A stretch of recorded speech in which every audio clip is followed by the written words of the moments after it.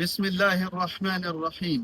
Falenderojmë Allahun subhanahu wa taala, salavatet ja dërgojmë të dërguarit ton Muhammedit alayhi salatu wassalam. Vëllezër të nderuar, besimtari nuk duhet jetë besimtar vetëm sezonal.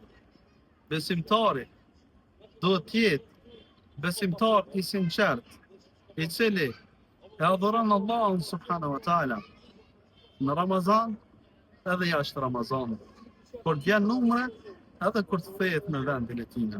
Jo kur t'jen në Ramazani, të adhurojsh Allah, të shtojsh ibadetet e tua, e pasani të kalon Ramazani dhe të lësh namazin, e të lësh vepra që i ke bo, të lësh sadakan, të lësh lezimin e Kur'an. Allah subhanahu wa taala në Kur'an thot: Ja ejuhalladhina amanu dkhulu fis-silmi kaffatan wa la tattabi'u khutuwati ash-shaytan. Thotë Allah subhanahu wa taala, o jo të cilët keni besuar, na u drejtohet neve, na u drejtohet besimtarve, o jo të cilët keni besuar, udkhulu fis-silmi kaffa, hyni në Islam komplet, wala tattabi'u khutuwati ash-shaytan, e mos i ndjekni hapat e shejtanit, gjurmët e shejtanit, sepse ai është armiki jon.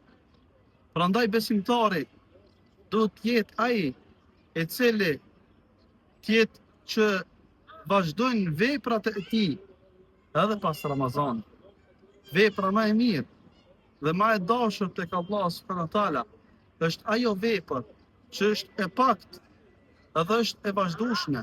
E pejgamberi alayhi salatu wassalam ka thënë: Ahabbul a'mali ila Allahi adwamuha wa in aqallat.